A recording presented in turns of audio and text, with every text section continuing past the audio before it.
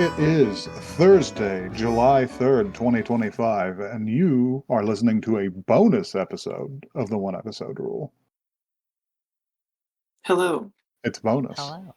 for you. I say bonus whenever we were too tired to put together a regular episode, so we used a pre-recorded one. I'm joined here by some guests. Would you like to introduce yourselves? Sure. Do you want to introduce yourself? Me, Magpie. That's true. Him, Me, Magpie. Gon Gaga. And me, Emma. I feel a little out of sorts. I'm here, and yet it is not Halloween or Christmas. Mm-hmm. But here I am. I've been wanting to have you on the podcast for a while, outside the context of a bonus episode, because I've got just one regular episode anime to inflict on you.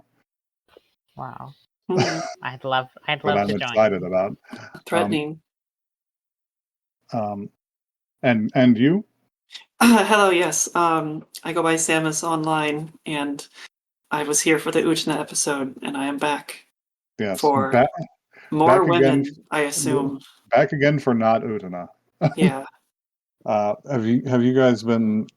Give me a little light anime talk. What are our habits looking like? Because I just came off of the end of the new Gundam, and it's got me feeling emotions. I haven't actually been watching a lot of anime recently. Molly and I finished Chainsaw Man and kind of dropped off of our Turn A Gundam rewatch. But I'm sure we'll get into it eventually. I've kind of... It's been a slow period for me. That's okay. It has been for me as well. I'm struggling to think of the last anime that I successfully watched. My roommate Russell, shout out Russell, has been trying so hard to get me to watch Utena, which not that I'm resisting because I think it is bad, just I have unmedicated problems. I would say I am currently... Oh my god! Sorry. I know we don't do news on the bonus episodes, but I was about to say that I'm impatiently awaiting the anime adaptation of The Summer Hikaru Died, which is I would describe it as a boys' love adjacent horror manga, about a boy whose friend dies, and then he shows up in town. And I just realized it's actually premiering in 2 days. Oh shit! Hell yeah. I'm very, very excited about that. I'm excited for you to get your BL Tomie. Yes, it genuinely. Hell yeah. Hell yeah. So I've convened you all for the purpose of forging another bonus episode, and the one that was selected by committee was Gunsmith Cats from 1995. Yeah. We're going to experience the first Chicago anime. Oh, wonderful! Just like the first American Pope. In honor of the first American Pope. Yeah. Do you think he'll be in it? Yeah. No. Let's find out.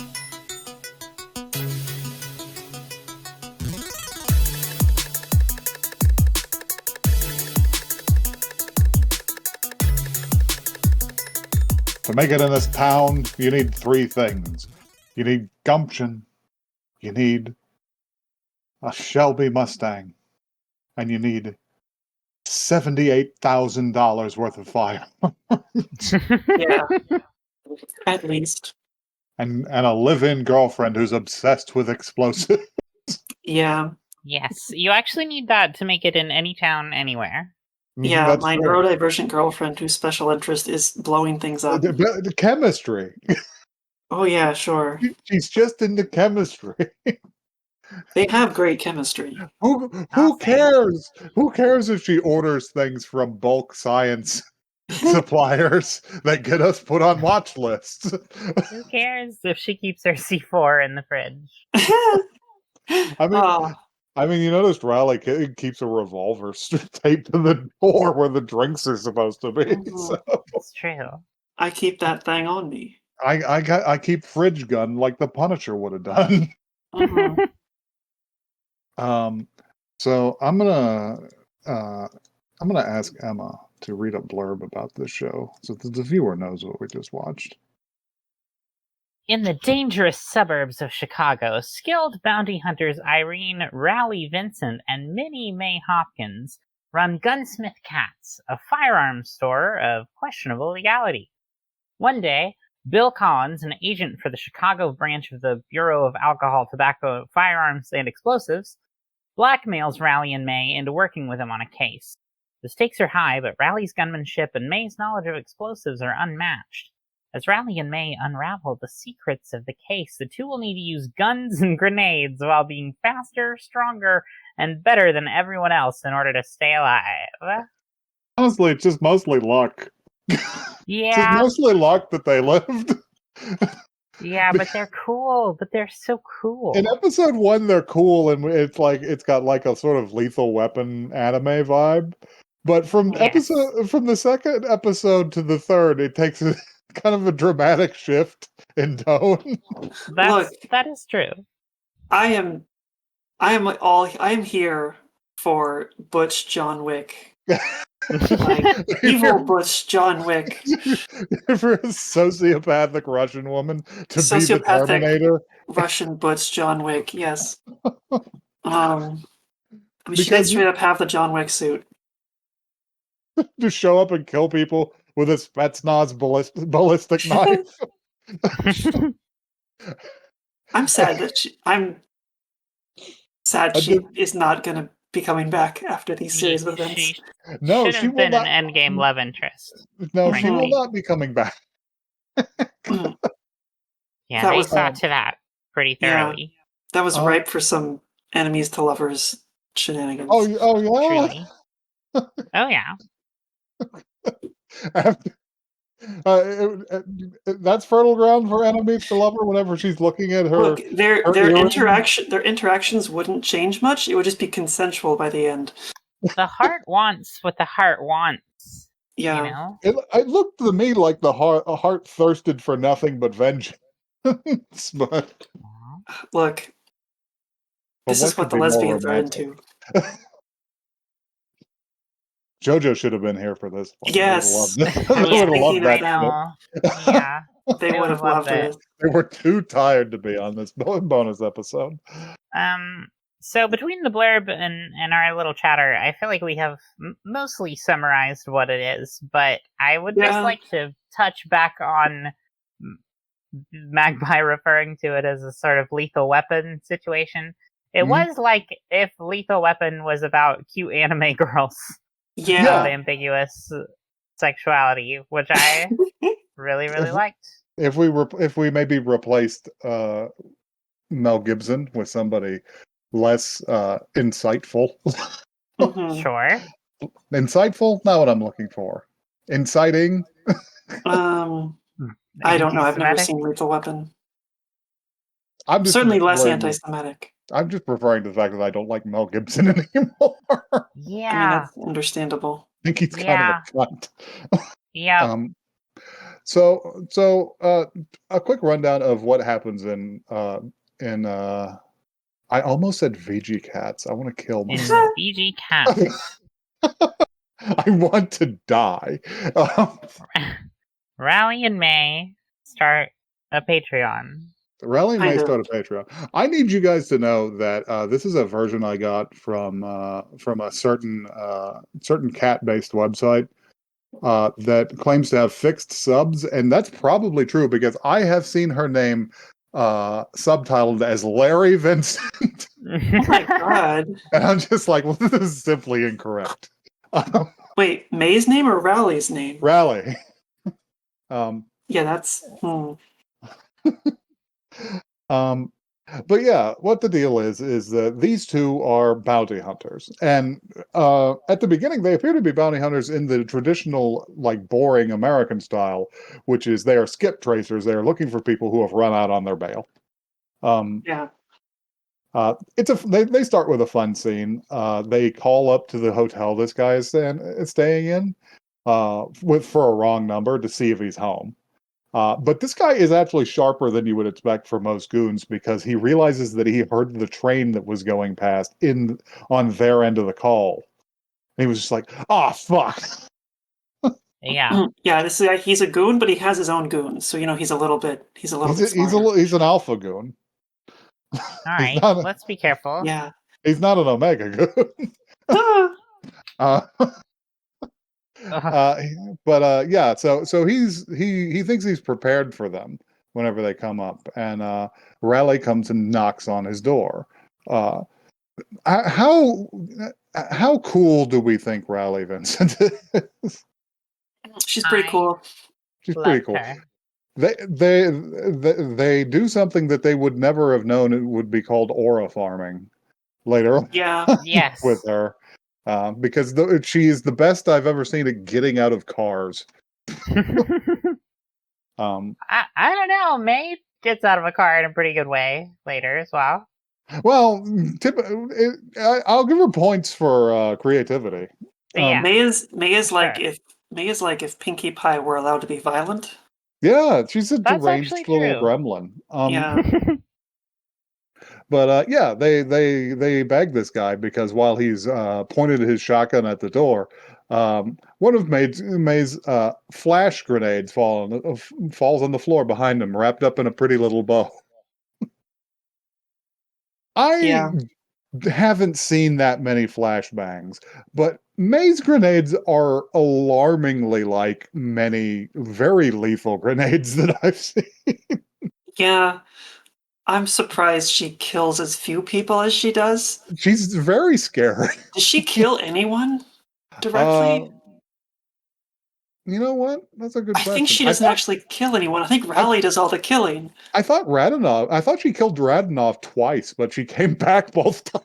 Right. It wasn't for lack of trying. She was trying.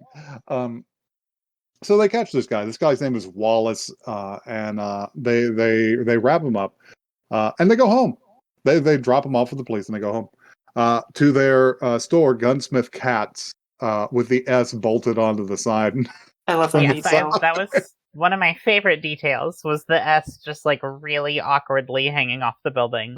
There's lots of good details in these. Yeah. The detail is immaculate in Gunsmith Cats. It is the most American-looking anime I have ever seen, and I mean that in terms of setting. It looks like it takes place in actual America. Yeah. You're so right. This is apparently an invention of the Anime Production Committee and not the manga it was based on. It is more accurate to Chicago than the manga. Huh. Interesting. That's fine. They did a lot of location shooting. That's cool as hell. It's cool as hell. But yeah, they go back to their store and they're running shit. She has a cute interaction with they talk about they're talking to their information broker about how this guy Wallace got picked up on drugs, but there wasn't any evidence, and they're trying to figure out why he ran.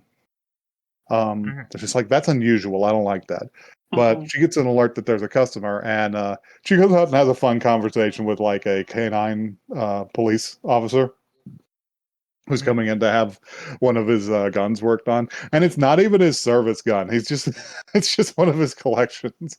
There's amongst I guess you would say good aligned characters in this show, there is just an honest appreciation for all form of firearm. Yeah. These guys love guns. You can tell the creator of this series. The creator of this series, what their interests are, is obsessed with guns, cars, and women. Yeah. And yeah, there's lavish there is lavish dedication to authenticity with all these. I knew almost all the guns I saw on screen. I had seen them before, and I could put model numbers on a bunch of them.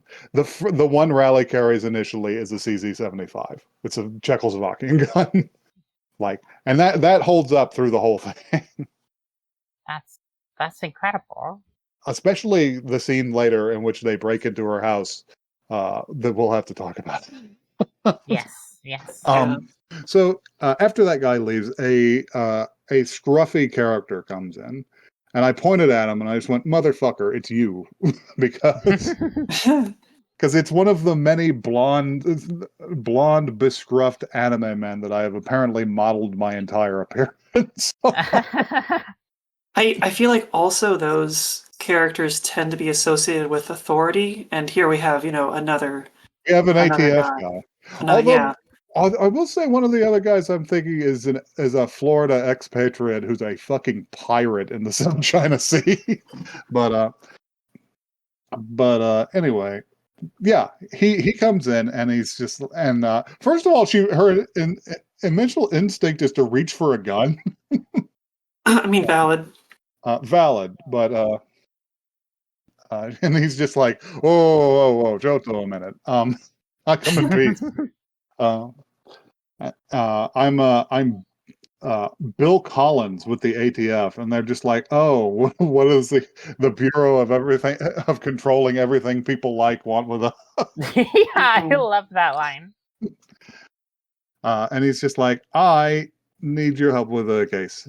And they're just like, what do you mean? It's just like, can we discuss this in the back room? So yeah. So they head to the back room and they sit down and have a cup of coffee while he tells them about this. And it's just like, it turns out the guy you collared the other day isn't a drug runner. He's a gun runner. Just like he's a firearms dealer. It's just like, oh, well, why did he run at all if there was no evidence against him? It's just like, well, it looks like he was trying to get out so he could sell enough guns to cover his own bail. I see. And it's just like, oh shit, well, I got him before that, huh? He's just like, yes, you did. It's just like, well, where do you come into this? It's like, well, we were trying to follow him to the source. It's just like, oh, I see. Just like, well, why not just let him escape again? And they're just like, no, you can't really do that. Now, there's not much in this because we're running on a shoestring budget, and they're just like, our business is concluded. There's the door. Mm-hmm. But he pulls out the old ATF standard, which is, wow, I'd hate to have to come back to your house with a warrant. Yeah. For He blackmails them because they're out of compliance with their because they're licensing. severely out of compliance. I think Raleigh probably has a number of short-barreled rifles and quote-unquote destructive devices at our home that are quite illegal. Frankly, I don't think anything of what May is doing is legal in anywhere ever. I would say if a it's citizen can own that many explosives. It's half completely illegal, and the other half is completely legal. It's really alarming. Interesting. You can make explosives. You just have to do it the right way. I see. But yeah, she's got destructive devices and machine guns and shit in her house. Like, she has to have a Class 3 license and pay all of her taxes, and she is not doing that. Yeah. So also, again, literally C4 in the refrigerator. C4 in the refrigerator. So what he offers is just like, hey, I can't pay you, but hey, we'll get you the license and we'll waive the tax fees. Mm-hmm. You'll be in compliance and everyone will be happy. And they're just like, oh shit, okay, fine. And step one of this plan is to go buy guns from Wallace, because he's the only lead they have. Yeah. Oh yeah, and he gives them a moment to think about it, because they don't finalize this deal initially. Oh yeah, and then they go your home. house gets randomly robbed. So was that ever related to anything, or was that just like if they I just happened to also get robbed? If I had to guess, well, first of all, thieves do target houses that they don't have lots of guns in them. Yes, that's valid. Because guns are very valuable and relatively easy to sell. Mm-hmm. But what I think is going on here is that either Wallace or Bill let slip how many guns were in Raleigh's house to somebody on purpose. Right. I would believe that. Just nudge, hey, why don't you do a robbery? Yeah. because after they have their banter, they have a lot of cute banter. The whole time every time May isn't outside of their home, she's wearing a Cubs jersey and nothing else, and I was just like, that's adorable. Hell yeah. But yeah, for two women who are not like shown explicitly to be involved in any way, like Mhm. they're the most like that's a lesbian household. They might not be like in the same bed, but they're doing something together. they're the gayest bisexual women I've ever seen. Basically, yeah. Because they're at least nominally interested in men as well. But that's the comp head of whenever this was made. True. But yeah, there's a robbery.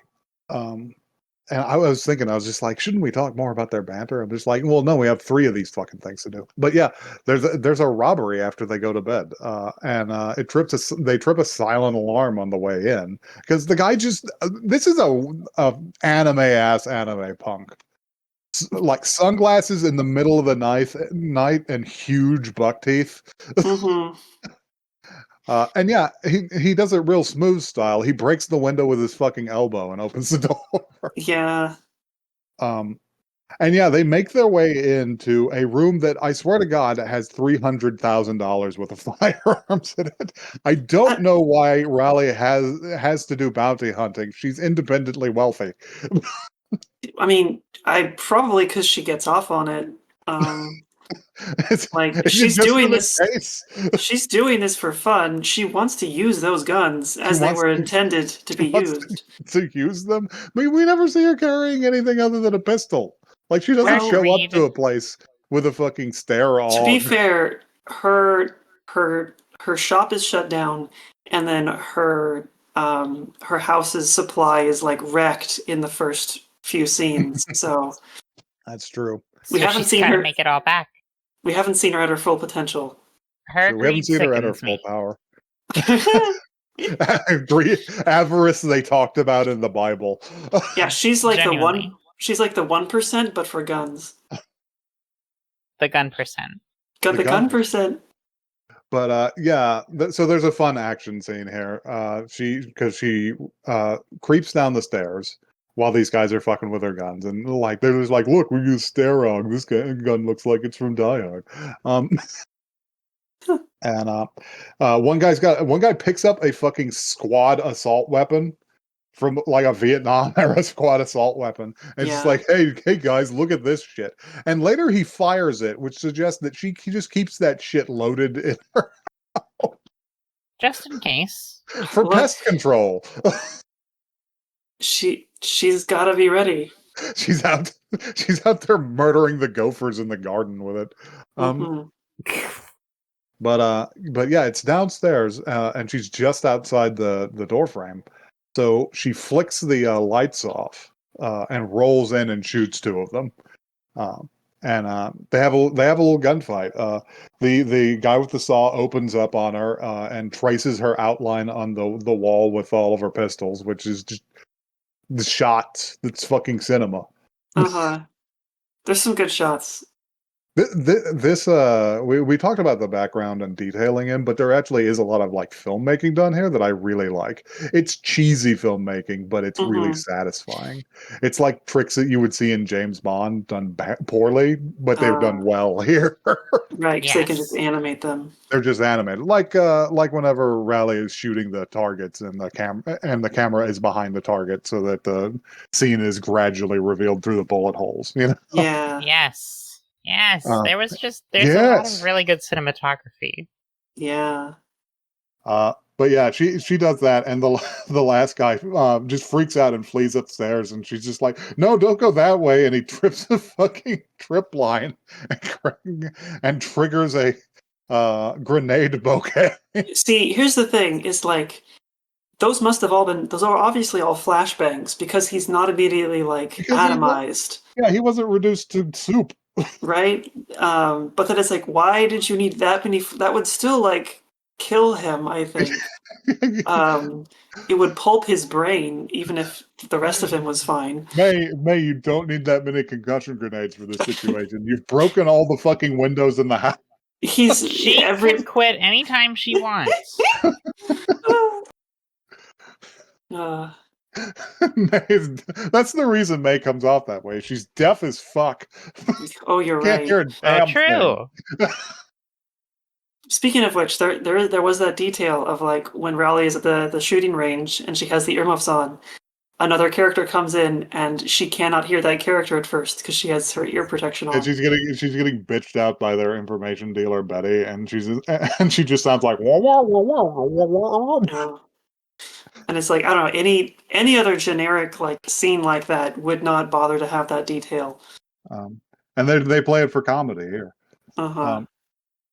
But yeah, this alerts the ATF guys who have just been lurking outside of her house, who show up immediately. And they're sitting there in the gun room on the floor in their night clothes, and Bill is just stalking around. It's just like, oh, quite a collection you had here. It's just a shame if we had to melt them all down. And I'm just like, buddy, the ATF in real life doesn't do that. The only people who do that are local police departments, and they do it for show. But we'll actually get into that later because it's important. So that like twists their arm enough, and they work for him. Yeah, and even though they feel like it was almost a setup, but yeah, they have to get their licenses set up, and they're just like, all right, fine, we'll do it on one condition: we do it our way with no tails. And he's just like, yeah, sure, fine, of course. So the next scene is she's just rocked up to the prison to talk to Wallace while he at visiting hours. This is really funny to me because why does he show up to this? I don't know. Maybe he just didn't have anything else to do. Is he just curious? Is it just that boring in prison? Probably. It's just like, yeah, maybe she wants to taunt me. Yeah, what the fuck ever. I'll take my time in visiting hours. And yeah, she shows up and she's just like, I just want to make a buy off of you. And he's just like, all right, well, I need to see some cash up front. She's like, well, how much do you need? Ask the judge. So he gets her to pay off his bail. And yeah, they have a meetup at a warehouse. She comes in to May is not allowed to attend this, by the way. May is not allowed. She is in the car under the watchful gaze of Betsy, gagged. Yeah. Literally tied up and gagged. Because they're doing a bit of light kink stuff. Yeah. Yeah, that's just how those three are. That's just how Wednesday night is. That's just Wednesday night for them. They just happen to have this to do as well. There just happen to be cameras on them this time. Yeah. But yeah, she rolls up to this place, and this situation is funny to me because the guy pulls the little eye window door, and he's just like, "Who are you?" And he's just like, "Raleigh Vincent. I'm here to make a buy from Wallace." And he's like, "Okay, come inside." And he opens the door. It's this huge dude, and how small and definitely not a criminal she is stands out amongst all of them. And I think it makes me crazy later because I don't know why Wallace doesn't understand this because he's proven to not. Understand what? Oh, the fact that this is definitely a setup, even more so than he suspects. Oh, just right. Like, yeah. Why are you so dumb, man? I mean, they did arrest him. They did capture him. It's just like the people that captured and arrested you are going to get in with you on your crime. He's more concussed than he thinks because May put way too much gunpowder. Yeah, she put way too much. He's got brain bleeding. He needs to go to the hospital. But yeah, there's the fun scene here, which is surely you've got a piece. Like, let's see it. Okay, and the second one, and she's got another one on a spring in her sleeve, and they pull off like two more. I mean, look, she's a lesbian and she loves guns. You know she is strapped in more ways than one. You know she's strapped. Yeah. She's got that thing on her. Hey, man. And they lead her up, and she runs into Wallace. Wallace is actively looking at pornography on the computer, on the personal computer on the internet in 1995. Yeah, we get one tit. One tit. Yeah. The model only has one tit out, but it is very out. And she's like, wow, tasteful. And he stands up, and they have a conversation that's just be like, would you like to purchase some firearms? Yes, I would like to purchase some firearms. I am in no way a mole for the ATF. Of course, I didn't suspect that you were a mole for the ATF. By the way, can you kill this guy for me? Yeah. Because she's just like, my boss needs a little test. And they walk into another room, and Bill is tied to a chair. And like, first of all, Bill, why did you tail us? He's not that good at his job. He's not that good he's good at certain aspects of his job, but not the ones that you would expect or desire. He's not the worst, but like, there's a reason he's still doing desk work. Yeah, there's a reason that he isn't chief. Right. It's clearly going to be like, oh, you got to kill this cop for us, which is great. Great. You really want just like gunshots to alert the local neighborhood that you're running a criminal smuggling operation in this warehouse. Right. Yeah, this is not the most well thought out test. But cop's body to hide. Yeah, first of all, he hands her a gun that has no bullets in it. And she's just like, oh, come on, what am I supposed to do with this? And he's just like, oh yeah, here. And he hands her one bullet. And she loads it. And then she asks, it's like, well, I'm going to need some proof of the merchandise. And he reaches behind the door and he pulls out some James Bond bullshit that's really funny. I love how that's never brought up. Like, there's never any cyborg enemies. There's never any, like... Yeah, it doesn't matter. That was really funny. It's two, like, prosthetics. One of them has, like, a blade in it, and the other one's got a complicated gun that you can fire with, like, a bicep twitch. I was like, is this cyberpunk suddenly? But and she's just like, one shot. She's just like, I could use something. I'm looking for a little more conventional. And he's just like, oh yeah, we got plenty in crates down below. And then she makes a big show of just being like, this is going to go badly for us, for you, Bill, after you blackmailed us into working with you. And then she shoots him loose. She shoots the ropes, and the guy behind catches one in the thigh. Mm-hmm. I do like this scene because she doesn't hesitate. Like, she doesn't really hesitate, but she's like doing enough conversation to like delay. Mm-hmm. I don't know. I like how it wasn't just like, oh, it slows down. There's dramatic music. Like, they didn't do that. It was just the scene kept going, and then she doesn't kill him. Yeah, she doesn't. Yeah, she doesn't kill him. She springs the trap on them, and they have a fun little action scene that lasted almost exactly 8 seconds. Where she rolls out of the way of the incoming gunfire, and Bill knocks out 2 guys with a chair, and now and pulls a gun on Wallace. And yeah, they're fucking trapped in there because the guys on the ground aren't stupid. They see the lights go out in the office above, and they're just like, hey, you two go that way and I'll go this way. Mm-hmm. And they get stuck up there. They duct tape Wallace's hands together and his mouth. And meanwhile, outside, like, May is just like, hey, something's up. And she wriggles out. Even May, though who has clearly been in bondage before. Yeah, she clearly knows how to wriggle out whenever she needs to. They do shibari so much that they tied the ropes with too much slack. They're not trying to really restrain her. It's just like, oh shit, we were actually trying to keep her tied up this time. Fuck. But yeah, she makes her way up to the fire escape for the warehouse, and there's got to be an action scene to end this chapter. So they try and open the door, and they're like pushing Wallace in front of them. And as soon as the door cracks open, it gets hit by 400 bullets. And they're just like, ooh, they don't really trust you, do they, Wallace? And Bill's plan is to not die by luck. Yeah, basically. He uses Wallace as a shield, kind of.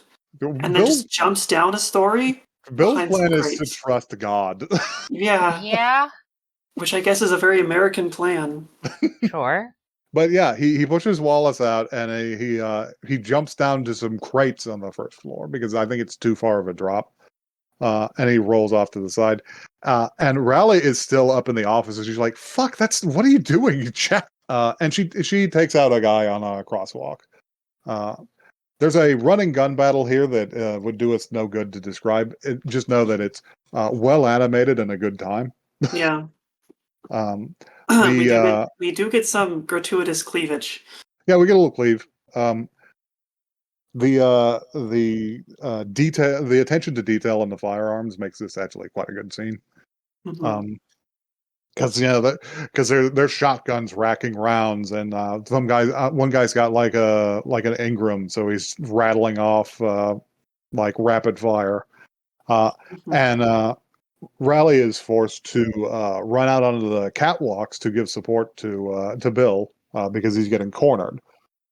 She does this, and then she is forced to roll down and grab a shotgun from a guy because the other guys have taken cover on the other side of the warehouse.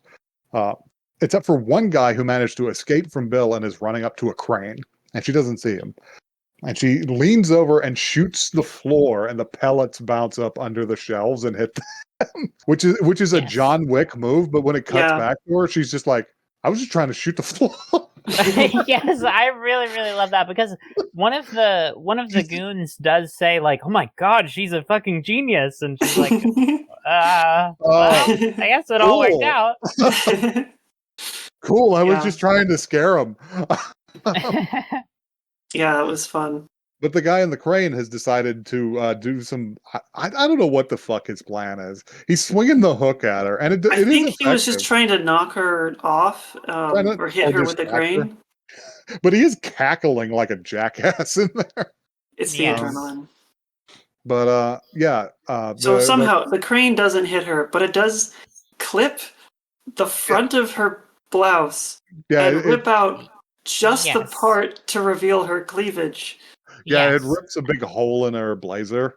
Which is probably the most absurd excuse to take a woman's shirt off I've ever seen. It's one of the more absurd ones.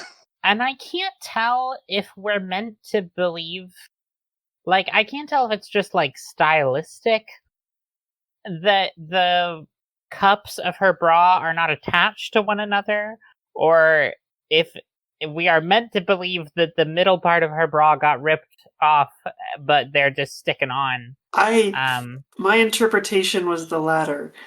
What I think it is I think it's a front button and it got fucking opened. I see. Well, anyway, either way, threading one hell of a needle. It rips a perfectly booby-sized hole in her shirt. And it's apparently paper mache shirt. I wish I had that. And then she's like, you know what?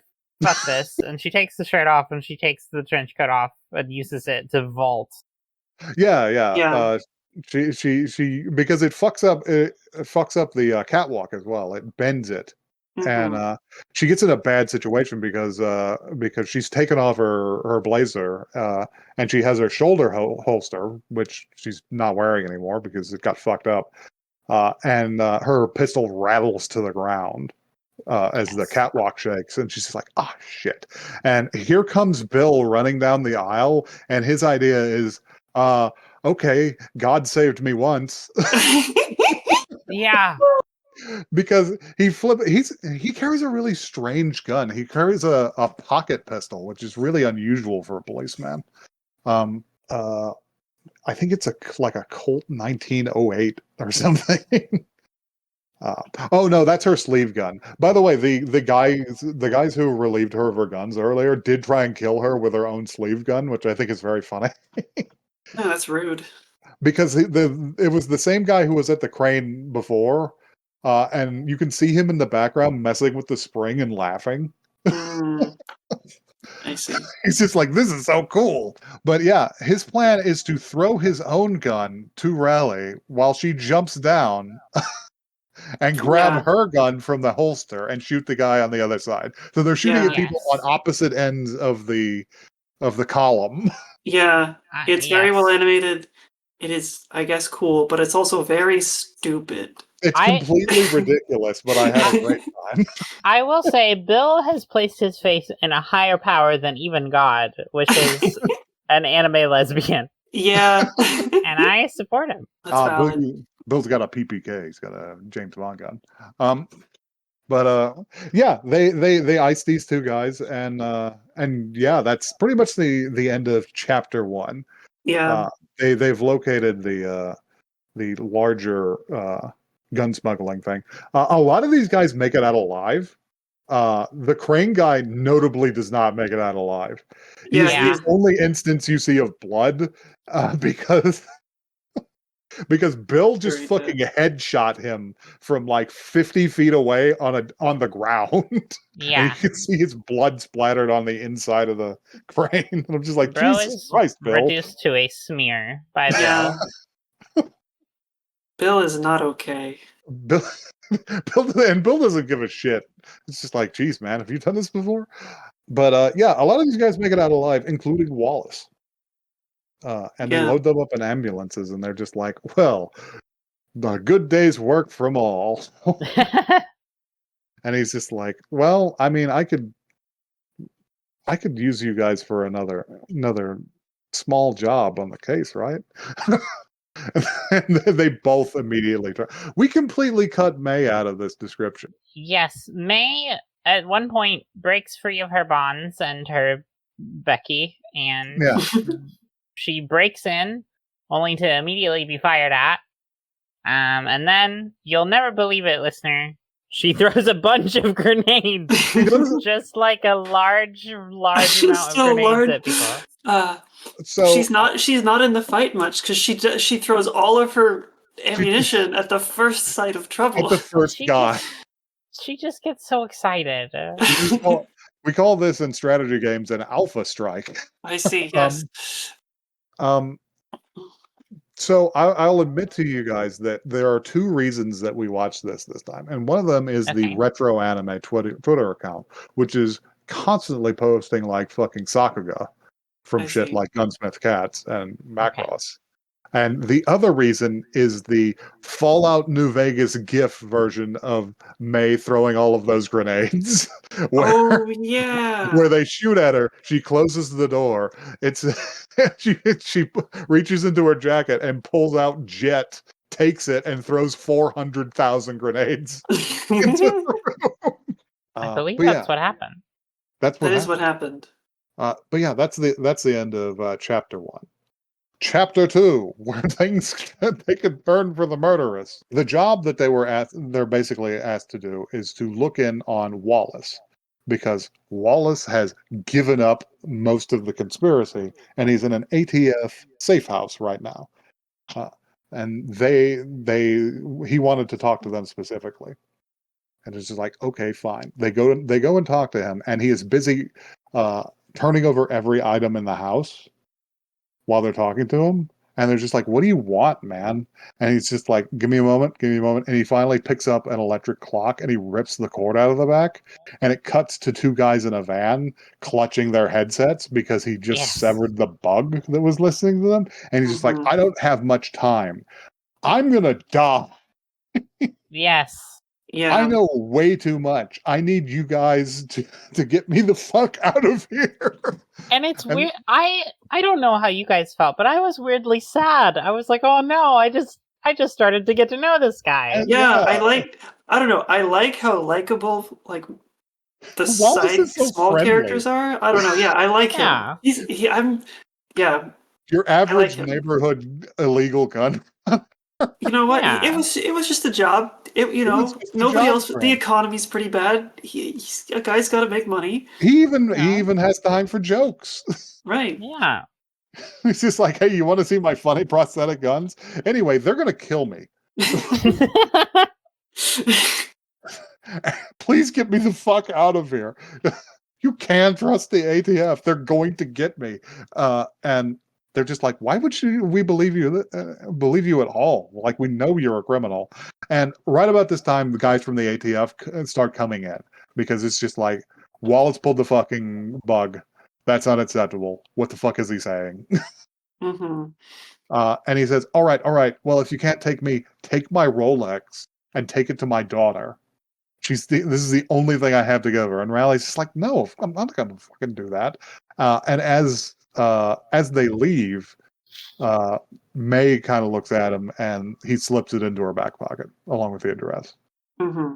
And as they're, we missed the opener to this episode because the opener to this episode was a bunch of crates of lobster showing up at a pier alongside frozen AK-47s. Yeah, perfectly like encased in AK-7 shaped ice. By the way, like an AK-47 shaped ice sculpture. Yeah. Yes. Just next to the Beautiful. lobster. Just I very love funny. I love for my seafood to taste like cosmoline. It's great. And a local guard at the pier is just like, what's going on this late? And he picks up his sidearm and his jacket and goes outside to be killed by a Russian woman. Mm-hmm. Who I did not expect them to say it later, but this isn't a spoiler. The first thing that I thought was like, Jesus Christ, she's like a butch Terminator. Yeah. And then later on, they do in fact compare her to the Terminator. Yeah. She speaks Russian in this scene Mhm. in a very, very convincing Russian accent, but she does say the shit really wrong. Mhm. Not to nitpick, but it was just crazy to hear. Yeah. She's with she kills this guy with a Spetsnaz ballistic knife, a weapon that has been proven to be stupid by multiple different people. Yes. Not her though. For our She viewers was- at home who may not know what a ballistic knife is, would you like to describe it? It's a knife that shoots. It's a weapon designed to shoot its own blade. Sometimes they also have 2 pistol barrels on them. Hers does. She shoots several people with it. But yeah, it is designed to shoot its own blade at you to kill you from a distance. So wait, this is also a real weapon. It is a real thing that the Spetsnaz carried. Wow. Yes. It was developed by the Russian government in like the 60s. Homegirl is out here killing people with a bionicle missile launcher. You know what? And she's doing it, And she is. Maybe it's a skill issue. Maybe just nobody bothered to learn how to properly do it. It was like kind of legendary for this ability, but the thing is there's no records of anybody being killed with it. And But people who have tested it have found that it's only effective to a range of like 4 feet. But it is just an achievement of human ingenuity, don't you think? It's a Call of Duty achievement to use it. I mean, look, clearly she can kill people in any way she wants to. Yeah, this is just her style points, her finish. She uses this because she's bored. Yeah. The cruelty is the point. Yeah, this is Radonov. I forget what her first name is. It doesn't matter. Natasha. She's the kind of person you refer to by surname. This is true. I did notice her name is Natasha Radonov, which is very similar to Natasha Romanov, the Black Widow from Marvel. Yeah. She looks like the Terminator. She has insane 2-tone Yu-Gi-Oh hair. She has one of the grossest anime hair color combinations I've ever seen. I like it. I love her character design. I love everything about her.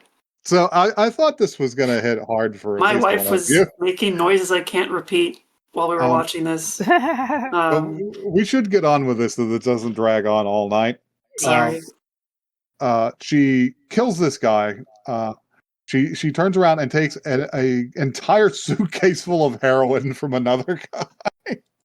Yes. Who keeps trying to hit on her while the third guy is just like, dude, shut up. Dude, shut up. He can feel the killing intent coming off of her. Yes. Yeah. And they hand her a phone that says, "Hey, got another job for you for another fee, of course."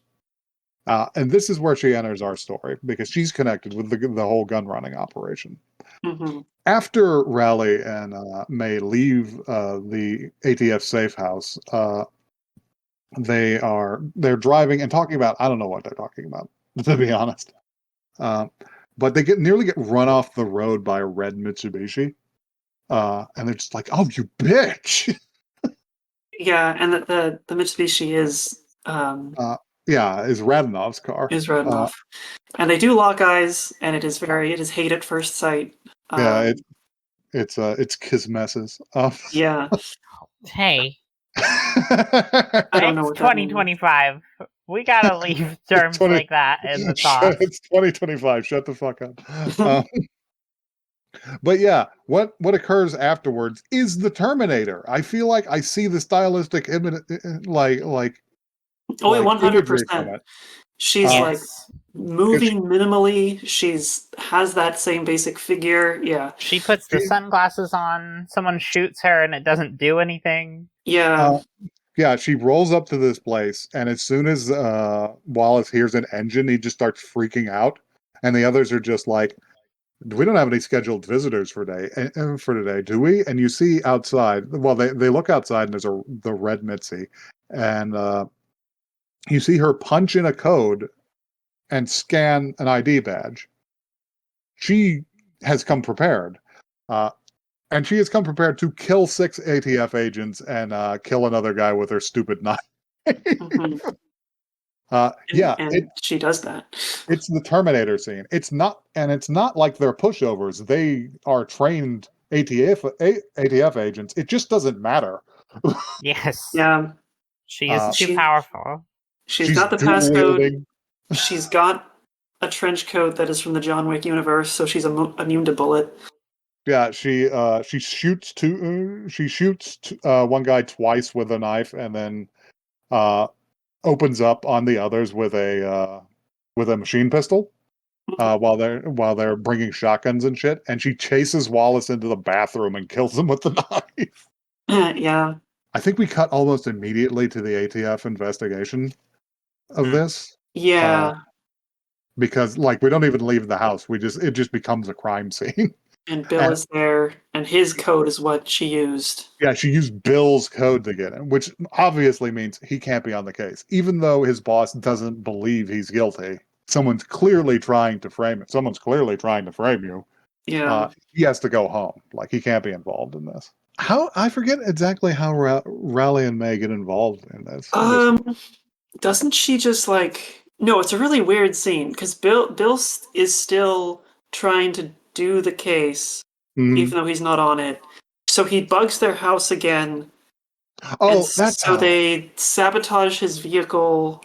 Yeah, that's what they were looking into. They were looking into the watch because there was a little scene where they had a discussion about it. It's just like, oh, we're gonna do a job for no pay, and they followed the address and they showed up at a fucking crack house in the worst part of the Chicago suburbs. Right. And they turn up and they're just like, how old could his daughter be? It's just like, well, you saw how old he is. Can't be more than 10. And they go to crouch down even and say good evening. And the guy who opens the door is the biggest black guy that has appeared in the show. He's just enormous. And he's just like, what do you want? The next scene is them at home going, what was a fake address and a fake Rolex? What was the point of any of this? And they start working it out with Betsy. And they eventually come to the conclusion it's just like, well, it's not a phone number and it's not a real address. And hey, there's some numbers scratched onto the inside of this Rolex. What if it's an internet IP address? Yeah. What if it's a domain? 1995 internet shit is hilarious. They're so mystified by it. It's like a wizard did it. Basically. Yes. But yeah, they figure it out and they type it into their home computer and pull up the porn site Wallace was looking at earlier, and they're just like, we see the one boob again. We see the one two boob boobs. again. And they're just like, oh, and if we add this number from the watch band, we get a subdomain that's it's a list of arms deals. And all of these have cycled through the ATF. All of these have been seized by the ATF and are now back out. Which seems this is like a almost a problem. clever way to hide your info, except it's the stupidest way to hide your info. Yeah, just a subpage Imaginable. of a bad pornography website. Yeah. Just write it in a journal. Why does it need to be online? Yeah, this is a big problem, and now that they've found out, Bill has found out because Bill has bugged their house. I think And then that leads into the scene of yeah, because one of them drops something, and whenever they go to pick it up, they see something plugged into an outlet. May drop There's like something. they're just like, what the fuck is that? And yeah, it leads to the scene you were talking about before, where they keep up a fake conversation while Betsy goes out and offers them a pizza. Hmm. Yes. And they're just like, hey, fuck off. We don't want anything to do with you anymore if you're gonna bug our house. And so they fuck off, but May has put an explosive on the bottom of their vehicle? Yes. I'm not sure what the point of that was. The car pulls away and May is underneath it. And she's like, yeah, I did it. I think what the idea was is they wanted to be able to act on the information before Bill did, so they just disabled his van. Okay, yes, now that makes sense now. Because then Raleigh immediately has the car ready to go, and they peel out and they pass Radanoff. Yeah, Radanoff, who was on the way to kill all of them. Yeah, Radanoff was on the way to kill them because they had been seen meeting with Wallace. So yeah, they go to act. They go to some docks. Oh, they go to the docks because there's a shipment coming in. Right, a shipment of I guess guns. I guess they're still dealing with it. Yeah. Yeah, they're dealing. This is all about American gun culture. Yeah, and then they get into a fight with more goons. Yeah, they get caught. They get caught by some goons, and they do the funniest thing I've seen them do, which is they're just standing over a crate when the goons are just like, "Haha, we caught you." Turn around slowly, and they turn around slowly, and they notice that Raleigh is wearing a pair of welding goggles, and so is May, and also she's got a flashbang in her mouth. Yeah, in her mouth.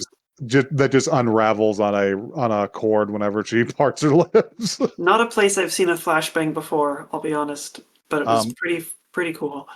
Yeah, we have a cool gunfight, except it gets interrupted halfway through by Radanoff, who shows up like fucking Nemesis from Resident Evil 3. This is where she comes into her own, because now she's just a roaming encounter in the overworld. Radanoff is a good character. I like her so much. You can run into her at any time. Yeah. Good antagonist. I believe she gets Raleigh. She does. No. She kidnaps May. Yeah, she backs Raleigh into a corner and almost stabs her. I remember Bill shot her, and threw her aim off, so the blade didn't hit her. It just hit some logs nearby. Right. And they get split up during the ensuing gun battle, and she kidnaps May for reasons I'm not clear on. I guess she had to kill her, and she was going to use her for bait. Maybe. Yeah. I'm not clear why she didn't just kill her. But just do a fucking Doom Glory attack. Yeah.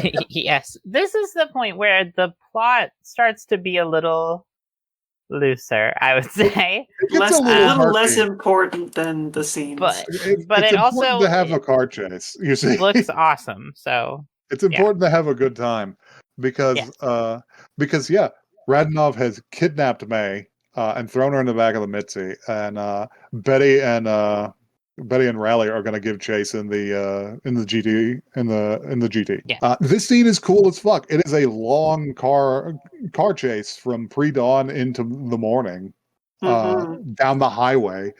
Sometimes down the wrong lane. And like at one point, Radanoff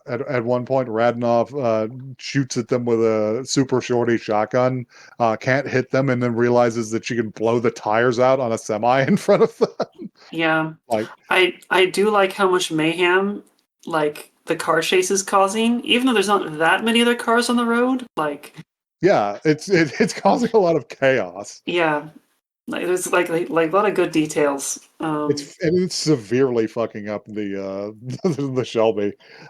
Yeah, the window the front window shield gets blown apart at some point. Yeah, but then like Rally just pulls out like a pair of like goggles, big for aviators. wind protection. Yeah. Yeah, she lights it up with a. Oh yeah, there was something we didn't mention before. Yeah, it happened before this, but we didn't mention it. It was the fact that Radnov is using a disused ATF safe house for her base. Yes. After the Wallace assassination, she walked in there and she took her jacket off and hung it on a coat hook, and it was so fucking heavy that it ripped it out of the wall. Yeah. Yes. That was great. Because it's full of fucking Kevlar plates and ammunition. And so many weapons. Oh man, Uh, visual comedy. anyway, But so yeah, during the car chase, the girls are in sync. They're like letting a song play, yeah, this has been and like a B plot is that Reliant may have been working on, I don't know, some kind of dance or something. Yes. They've been trying to get in rhythm with each other, they're which trying to synchronize. I can't interpret in any way other than dance based or sexual. Yeah, I mean both. Hopefully both. Hopefully But both. yeah, I assume both. the theme of this is that Raleigh has been chasing down the Mitzi and honking in rhythm, so that when May comes to, she's just like, "Oh, I get it," and they sort of concoct a plan in this way. And she pops in the tape, and they have the car chase. So while this car chase is having, and Radnov is shooting at them, and they're trying to get in close, May turns the heel of one of her boots, and there's compounded a detonator in there. Yes. So she's trying to set up an explosion in the back of the car the whole time, and whenever Raleigh gets close enough to fire on Radnov, which she does, which is the whole basis for the third chapter of this, because it wouldn't happen otherwise. She actually lands one on her. She shoots a Heckler and Koch submachine gun out of Radnov's hand, damaging her hand and shooting one of her earrings off. Yeah. Obliterating her earlobe, and we never get any sort of real backstory, but you can tell like that has meaning to her, like a lot of meaning to her. It's so meaningful that it doesn't need to be said, because whenever she sees it lying on the dashboard, you can just see in her face that she's consumed with seething rage. Yeah, nothing else matters to her now after this point. She's just like, I have to kill that bitch. Yeah. And yeah, the end of this is a split bridge that is up, and Raleigh manages to stop the car after May blows out the back windshield and tumbles onto the hood. Yeah, onto the hood, almost off the car.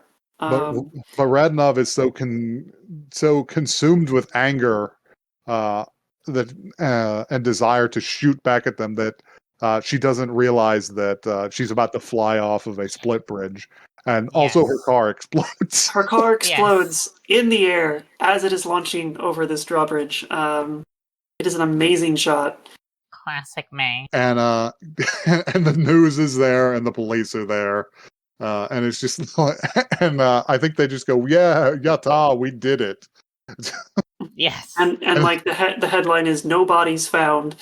Yeah, nobody's found. It's just like, what did we do? Cause incredible property loss and scare the shit out of everyone.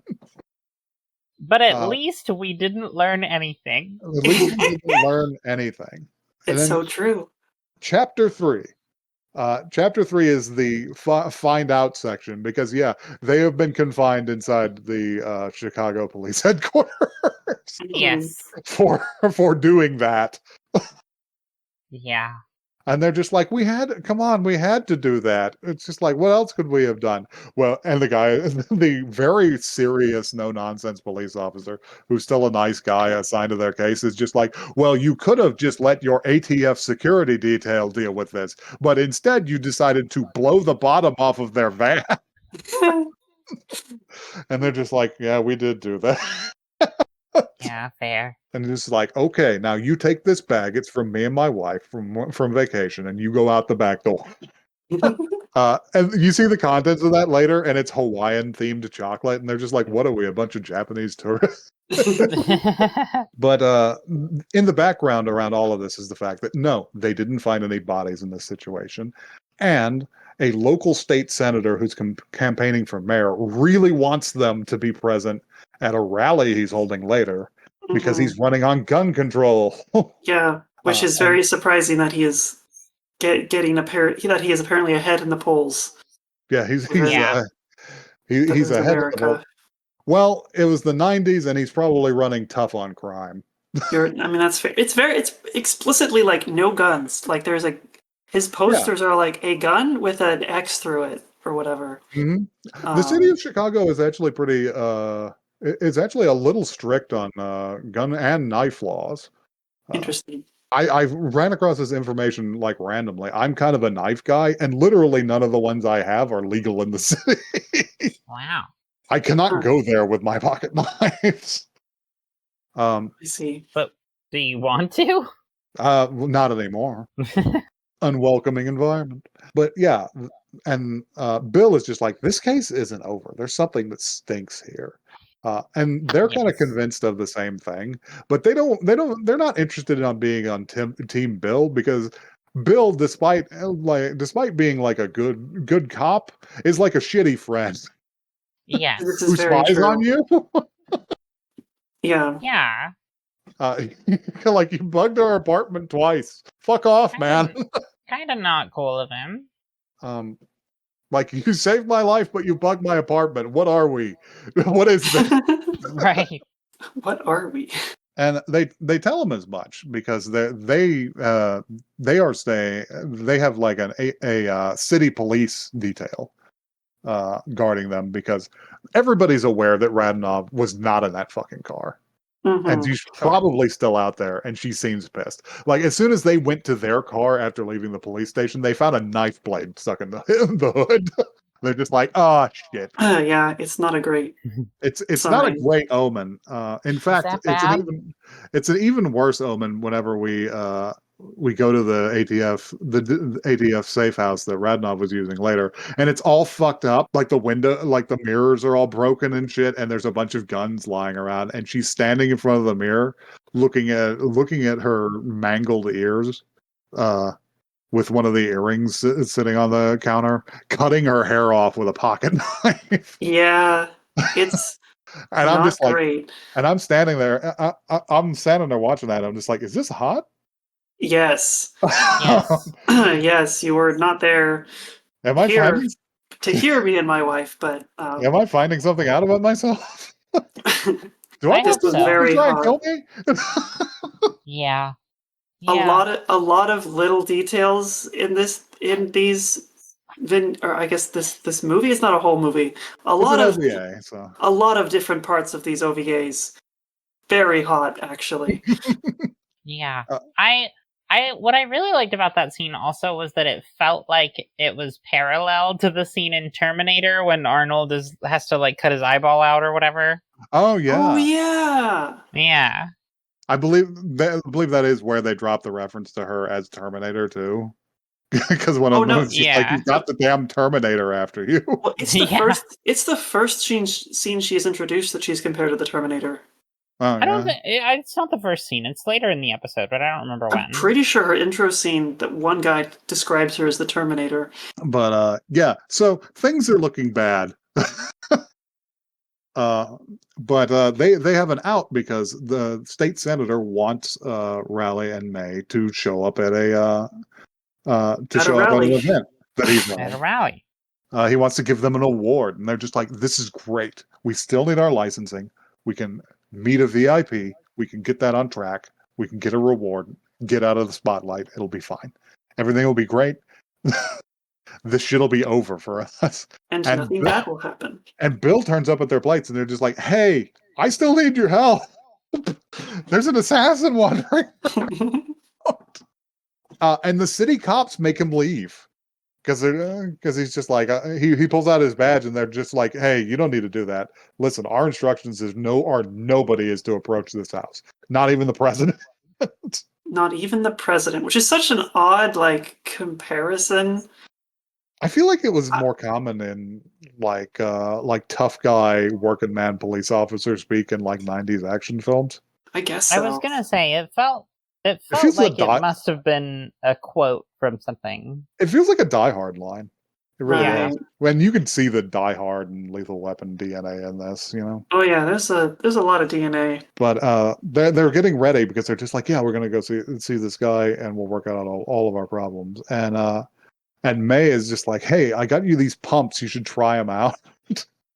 And Riley's just like, oh shit, those were for me. Is like, okay, I'll try them on. And she's fully like baby giraffing it because she does not wear high heels. Yes. And she almost eats shit like twice. Yeah. And she's like instantly concerned. She's like, I'm not going to be able to run in these. And May's like, why would you need to run? What could possibly go wrong? It's like the metal run to you. God. And yeah, that's when the conversation with Bill happens. And she almost eats shit trying to go to the door. And May is just like, you don't have to wear them anymore. Okay, it is very funny when May is like, you know, men will run to you like this, and then the doorbell rings, and she's like, there they are now.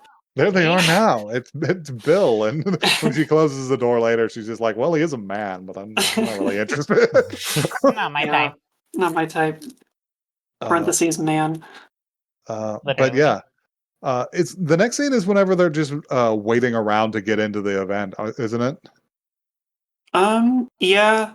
There's some backstory here that we're missing, because there's some little moments there where we find out that the guy responsible for this shit is actually George Black, the chief of the ATF in Chicago.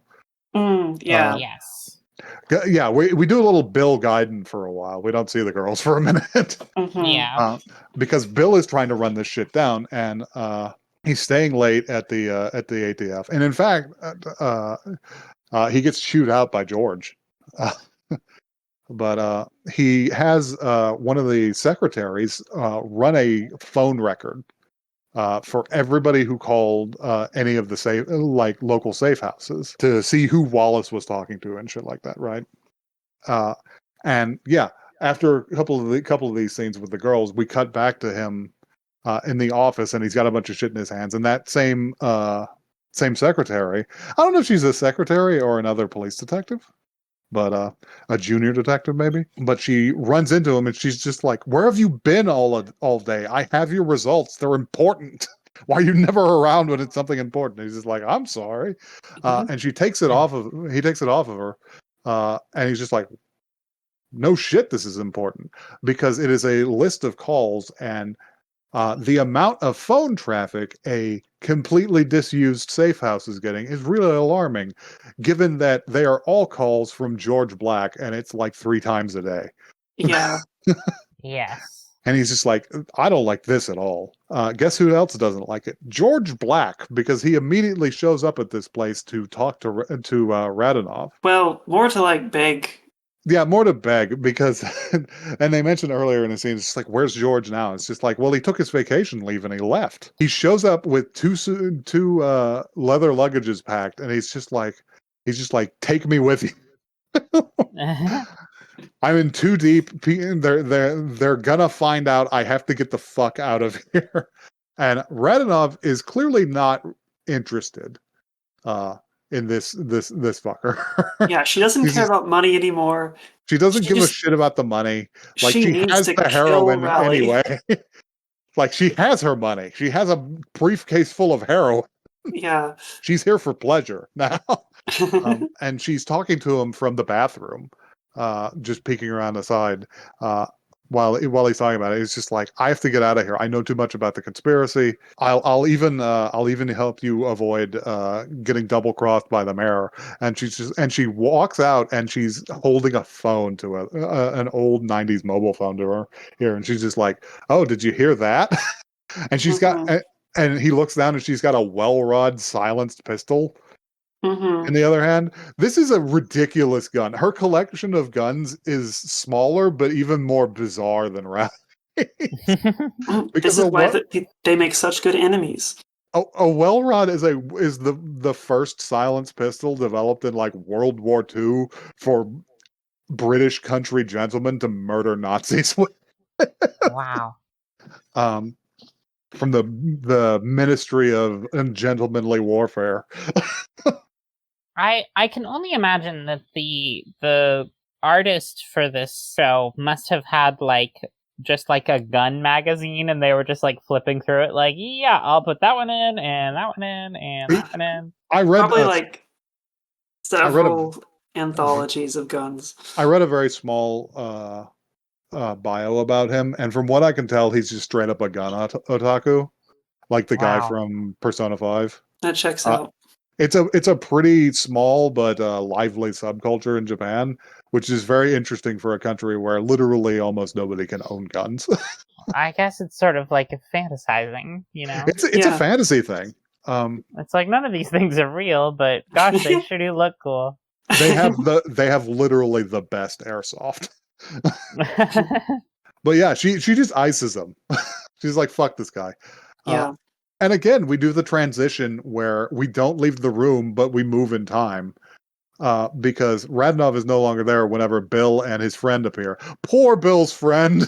Poor Bill's unnamed friend. Poor Bill's unnamed black friend. God. What a fucking shame. This OVA does not treat black people well. Animation-wise or other. It's the one that speaks the most dies. Yeah. It's just a real shame. I don't even feel like any of this is on purpose. It just happened to work out this way. Yeah. It's now the way 90s anime drew black people is inexcusable. It was pretty tough to look at them. Yeah, I can only imagine that it was sort of aping what they had seen from American media, but yeah, I mean, yeah. We gotta listen. We gotta take a moment to look at a soothing anime black person, like the guy from Black Lagoon. A soothing anime black person. Yes, a soothing anime black. I don't know if I like that. Do you find that phrasing ungodly? Because it's hitting me like a wave after I've said it. And you said it, Doc. I'm not saying that. Yeah, I know. It's like echolocation. It's coming back to me now. Anyway, this was definitely made in the 90s. Yes. But yeah, this poor motherfucker. So yeah, they walk in and they're just like, well, that's the chief of the ATF dead on the floor. Yeah. Wait. With a grenade under him. Don't pick him up. Because Bill is smart enough to reach under him and pull out the grenade before its spoon can be released, making it active. And he's just like, well, that's a move. Called a spoon? Oh yeah, that thing is called a spoon. I'm learning so much. And he very carefully puts a bobby pin through. To me, it appeared to be a wooden toothpick, which I was pretty concerned about. Yeah, that's not exactly. I think it was a toothpick. That's not exactly good. Well, very soon it's not going to matter. I guess that's what he's working with. That's true. It is quickly rendered obsolete anyway. Because the guy immediately goes to hit star 69 the phone, which is not a bad plan. It's a clever idea. Yeah. Because he finds in out any other situation. Yeah, he finds out who the last person the phone talked to, and the last person the phone talked to was the state senator. Mm-hmm. Which, again, good plan when you're not investigating Russian Terminator. Yeah, when you're not investigating somebody who used to be in the GRU. Yeah. Because he's just like, okay, stay here, handle the scene. I'm going to follow up on this so that they don't get ambushed. Mm-hmm. And whenever he leaves, his friend leaving, goes to put the phone back on the receiver, and that triggers the fucking bomb that's attached to it. Yeah. I'm just like, oh man, that's really unfortunate. Yeah. Then we get to hang out with the girls again, who don't know any of this shit is happening. They're at the rally. May and Raleigh are at the rally. May and Raleigh are at the rally. And it's cold as fuck, and it's the middle of the day, and they say they're going to open the venue in 3 hours. And they're just like, oh god, what a pain in the ass. Yeah. Her pumps are all fucked up because it's muddy out. It's raining. And they're sitting out there with the cool policeman from earlier, and they get approached by get approached by the state senator's security team. They're just like, "Yeah, we're gonna need all of your guns." And they pull them all out, and she's carrying another ridiculous amount of like personal firearms. And as they're about to take them, the cop just stands up and he's just like, "Hey, I'm with city police. I'll just handle this." And they're clearly pissed, but they have no like response that they can safely go to, and they're just like, "All right, fine." And you start to get the impression it's like, "Oh shit, this is a trap, isn't it?" Yeah. Because there was a scene later where Radnov was just like, "Yeah, I'm gonna leave, but I'm gonna kill these people first." And they're just like, "Don't you want us to do it?" And she's just like, "It's a matter of pride." So after all of this, the event finally lets in, and everybody starts to assemble. They get up on stage with the state senator, and he starts to do his spiel. And he says, "And these two civilians helped take down a dangerous gun smuggling operation. And I'd like to present you with this plaque." And as he's going to present her with the plaque, you can see Radnov in the crowd assembling the most bitchin' gun I've ever seen. It's the fucking Matilda from Resident Evil 2. It's the same gun. Damn. This is a Heckler and Koch VP70, and it's hilarious.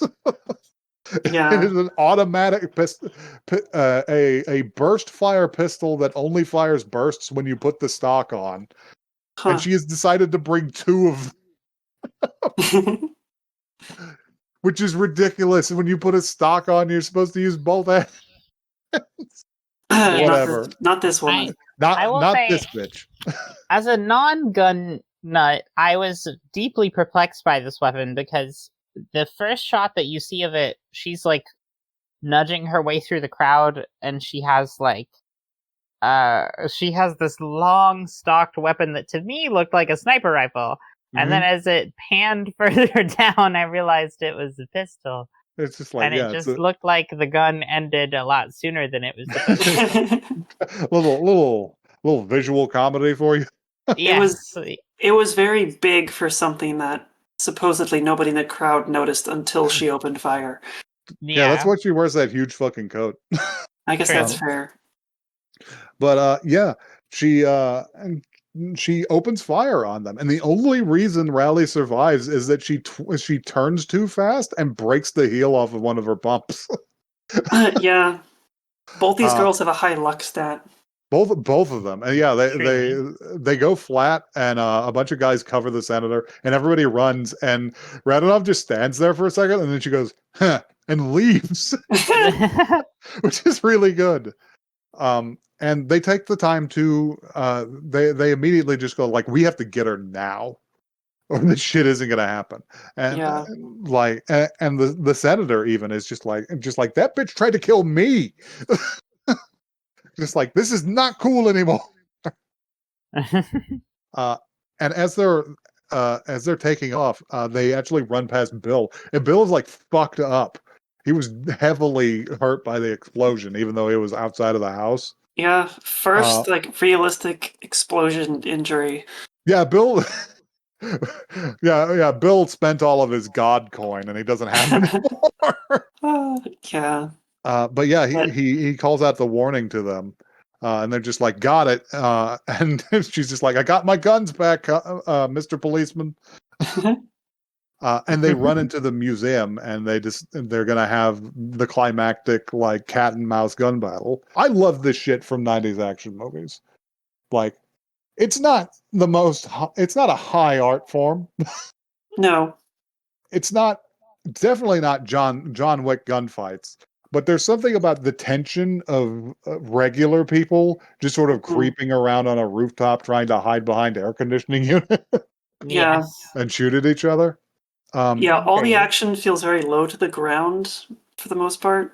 Yeah, but they chase her up onto the roof of the museum, and Riley catches her before she can disappear over the roof, a separate section of the building. And she's like, "Put your hands up." And she's just like, all right.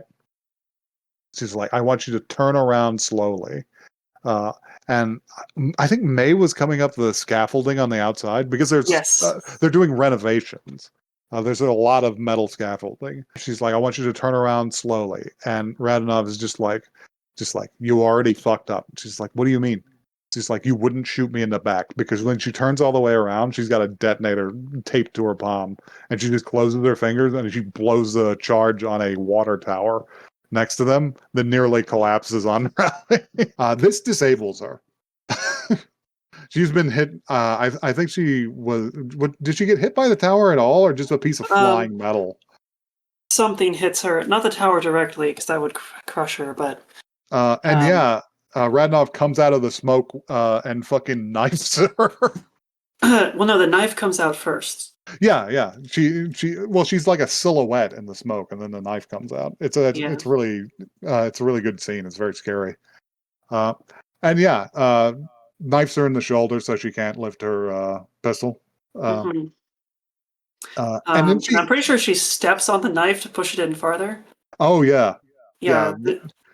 Like I said, JoJo should have been here. Anyway, Molly did moan during that part, so but it's good. It's a good. She stands over her, and this is where some of my suspension of disbelief leaves, because literally everything in this, aside from the prosthetics earlier, has been very realistic. And she's just like, I want to cause you much more pain than what you caused me. And she's got like her earlobe. She like touches her earlobe, and she reaches into her jacket and pulls out this like Klingon death knife. Yes, it's really funny. She never does anything with it. It's only in the scene. Well, because before she can do anything with it, May to the rescue. She sends. There's a pulley with a bucket that was clearly being used to bring like paint or something up, and she stuffs it full of flashbangs and pulls it up. Yes, because she throws the counterweight off of the scaffold.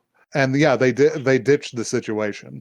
Rally's fucked up. May is fucked up because she fell off of something and then hit the scaffolding. Yeah. And they're trying to hide in the museum while they get followed by the Predator.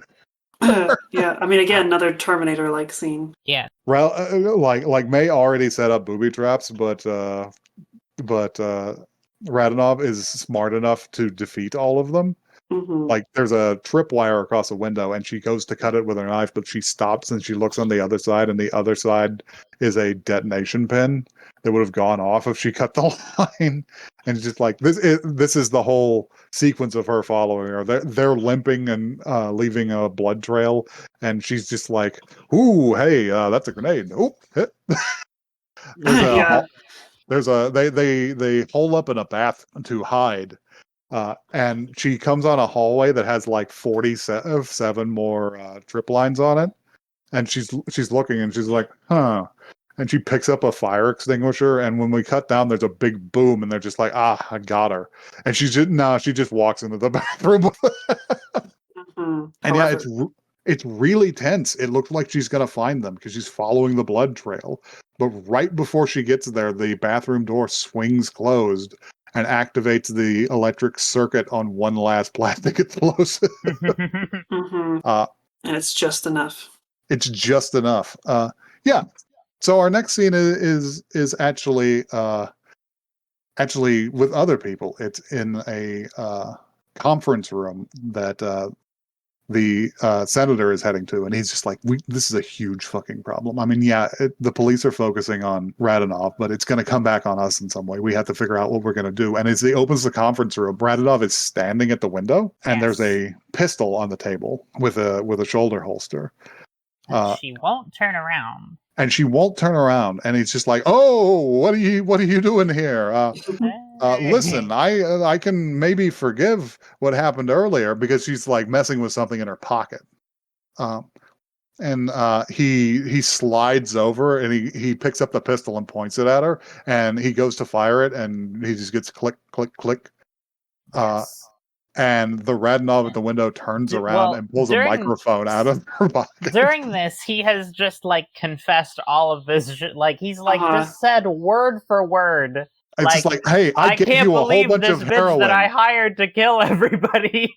I have so much heroin, and I gave you so much heroin. Yes. And the Radnov at the window pulls a microphone out of her pocket and holds it up to him.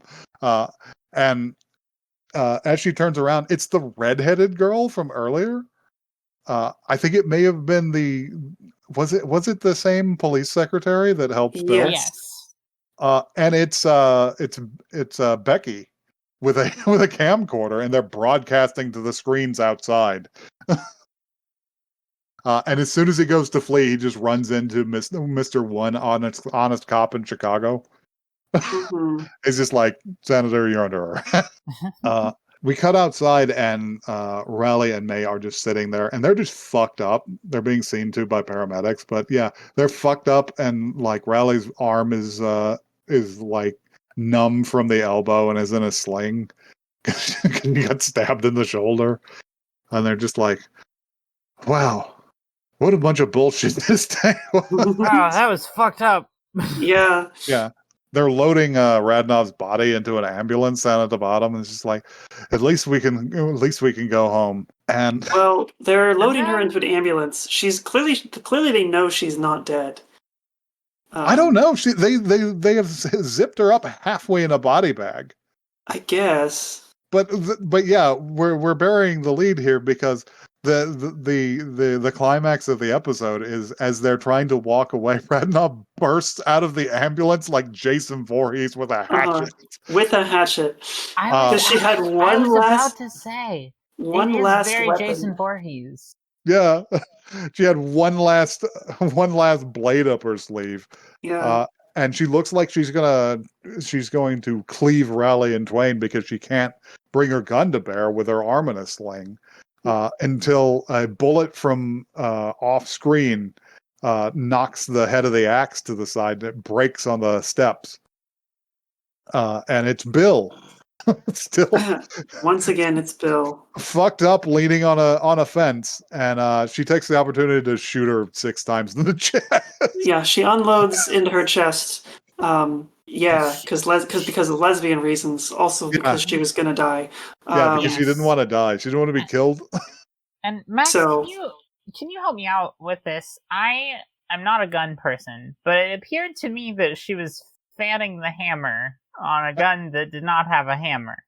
Well, actually, I think her gun there does have an exposed hammer. But what I think she's doing is trying to compensate for the recoil because her arm is fucked up. Because she's basically got her elbow pressed into her stomach, and she's trying to keep it from climbing while she shoots. I'm learning. That seems reasonable. Yeah. So I am sad that they killed her. She was too cool to live. Yeah. It was sad. But also, you have to do your bookends. Mm-hmm. Because otherwise she would just keep coming back. She would keep coming back. We would be at Gunsmith Parts, the Revenge. Gunsmith Parts? Gunsmith Cats, the Parts? Revenge. Gunsmith Cats, Freddy's Nightmare. So yeah, this has been a long spiel. What do you guys think? Did you have a good time? Oh, I had a great time. This was fucking awesome. Part 1 was a bit slow for me, I'm going to be honest, but once they introduced the Bush Russian... The Terminator, incredible. Amazing. The Radnovinator. Yeah. I liked this. This was very fun. Perhaps not as affecting as Adolescence of Udina. No, certainly not. Good fun. Like, is this one of the greats? No. Is it a great, popcorn B-movie type thing? Absolutely. I feel like it kind of qualifies as one of the greats, but not great in the way that Utena is. It's great in the way that I have been aware of this since I was a teenager. Because nearly everybody who watches anime has been aware of this kind of thing. I see. It was advertised on videotapes. It was in magazines. I see. And I just hadn't got to watch it till now. My only single complaint is that I wish there was more of this. Yeah. There is a manga series which I may be interested in checking out, but gosh, I really loved the animation and it was I don't know. gorgeous. It was just so good. It feels so realistic. And even though their faces are anime faces, it's somehow doesn't detract that Yeah. much. Yes, despite the pronounced sexual dimorphism in the anime, I was really charmed by how it looked. I loved Rowley's like insane hair shape. Yeah, Mhm. Like she's fully like Devilman shit. yeah, she's got bangs like a Klingon, like a Romulan bird of prey. Yes. Is it Klingon bird of prey? I don't know. Whichever one I goes don't know. fucking invisible. I think Romulans had the invisibility. But like Check. there's that there, like her and Becky and May have extreme moe, but then you cut over to Bill and Bill is like an Akira character. Yes. Yeah, they have good dynamics. I like them. They are like character-wise like realistic, even though they're anime. I don't know. They're realistic even if they're silly. Right, exactly. It was good. Yeah. And I think I really just feel like there was something it illuminated for me how much of a winning formula it is to like take a classic American movie and replace the main characters with anime girls. Yeah, you're so right. What else could we do it with? I mean, Does it work with Silence of the Lambs? Yes. maybe. Yes, it does. It works with Silence of the Lambs. It works with Die Hard. I can see it working with Die Hard. It works with Terminator. It works with Terminator, and we know that because of Terminator 2 and because of Gunsmith Cat. Absolutely. Yeah, I really love this. All right, I'm glad you guys had a good time, and I hope this will encourage everyone, including anybody who listens to this, to look up all of the wonderful OVAs that existed, even amongst all of the horrible OVAs that existed. Mm-hmm. Yes, it's one of my favorite bits of like lost anime is these things that they only had enough budget to make 3 episodes of, so they're the 3 episodes of the best shit you've ever seen. Yeah. Yes. Yeah. I wish we had more of these girls. Back before the anime industry was a sort of non-stop slot machine. And when people were just making fucking anything. Yeah. They just wanted to make something that showed off how good they were. And yeah. God, they're good. It's beautiful. Yeah. All right. Well, if you have any OVA to suggest, you can do that at oneepisodecast@gmail.com. Nobody's going to say the other part. That's true. Well, neither of us are regulars anymore. Yeah, I have no idea. But we're also on Twitter and Blue Sky. If you need help solving a gun running case, you can contact us on Blue Sky and on Twitter at OneEpisodeCast. Yeah, we won't do anything. Yeah, if you need any number of lesbians, I can probably help you with that too. just summon them up. Kind of, yeah. Just use your phone and cause them to appear like it's fucking Shin Megami Tensei. Yeah, contact Samus at Girlsmith Cats at tumblr.com/Metal Gear Samus. I will go to all my Polykill discords and summon all the lesbians I know. All right, we'll cut it there, I guess.